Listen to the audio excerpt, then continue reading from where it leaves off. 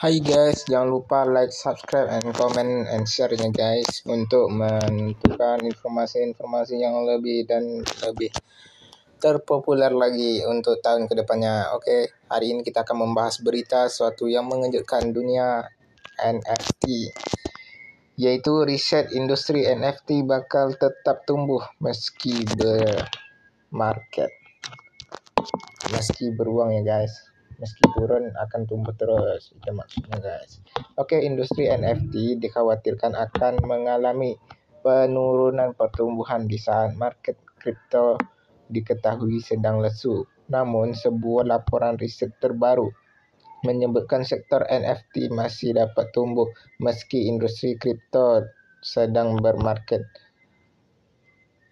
Laporan terbaru dari perusahaan akuntan publik Deloitte bersama Credit Suisse Research Institute menjelaskan industri NFT masih akan terus tumbuh dan ke depannya. Terlepas dari penurunan pasar yang terjadi saat ini, namun dari data saat ini pada NFT sedang mengalami penurunan. Jika dibandingkan dengan loncatan drastis yang terjadi di tahun 2021, total volume transaksi di kuartal pertama 2022 menurun menjadi hampir 17 miliar USD dolar, tapi masih jauh dari atas volume pada periode yang sama tahun lalu. Jumlah transaksi NFT juga turun cukup drastis sejak mencapai puncaknya di kuartal ketiga 2021.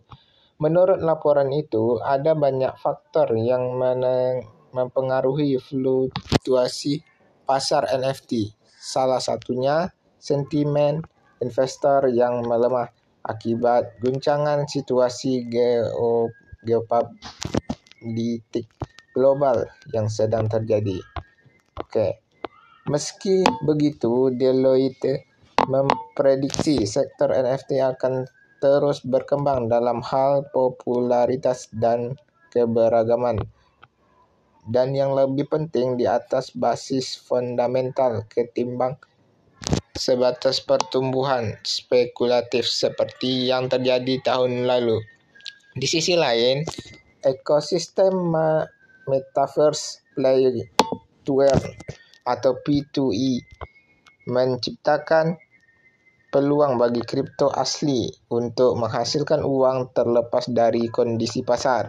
Seperti yang telah kita lihat dari situasi pasar sebelumnya, ekosistem kripto selalu kembali mengikuti tren saat ini. NFT dan Metaverse tampaknya menjadi dApps yang paling disukai di era ini. Tahun lalu, NFT mencatat penjualan lebih dari 25 juta USD, sementara penilaian Metaverse meroket hingga lebih dari 1 miliar USD. Kategori NFT. Laporan Deloitte membagi NFT menjadi 5 kategori, yaitu crypto art, collectible, gaming, metaverse, dan utility. Pertama, NFT collectibles.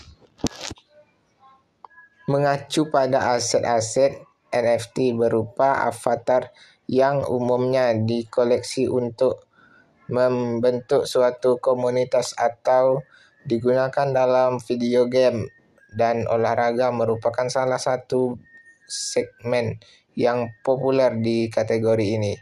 Di populasi kedua, NFT gaming dengan volume transaksi sebesar 5,17 miliar USD. Contoh NFT yang masuk kategori ini adalah senjata atau equipment di game RPG maupun skill eksklusif buat karakter. Kategori ketiga yaitu NFT Crypto Earn dengan proyek-proyek artistik yang terjual dengan harga fantastis, semisal NFT bikinan Beeple yang laku 69 juta USD pada bulan Maret 2021. Populasi keempat dan kelima ditempati oleh kategori NFT, Metaverse, dan Utility, masing-masing dengan volume transaksi di kisaran $0,5 miliar Amerika Serikat. Kategori Metaverse umumnya tak hanya mengacu aset NFT yang merepresentasikan lahan virtual, melainkan juga pakaian dan aksesoris untuk mendanai avatar di dunia virtual. Kategori NFT Utility mengacu pada aset yang berfungsi sebagai nama domain, tiket konser, maupun kode akses ke konten eksklusif. Data dari nonfungible.com tercatat kategori collectible adalah yang terbesar volume transaksinya, dengan angka pencapaian 8,47 miliar USD per akhir 2021 lalu. Dari kelima kategori tersebut, NFT gaming adalah yang paling liquid jika ditinjau dari segi jumlah pemilik wallet dan jumlah transaksi. Harga rata-rata NFT gaming berada di kisaran 200 USD, sementara harga rata-rata NFT Metaverse dan Crypto Earn bisa mahal, menembus angka 3.500 USD. Melihat fundamental ini, beberapa analisis memperkirakan bahwa NFT dan Metaverse tidak hanya akan bertahan di bear market, tetapi juga berkembang setelah pembalikan terjadi. Bagaimanapun, seni secara historis merupakan lindung nilai inflasi yang baik.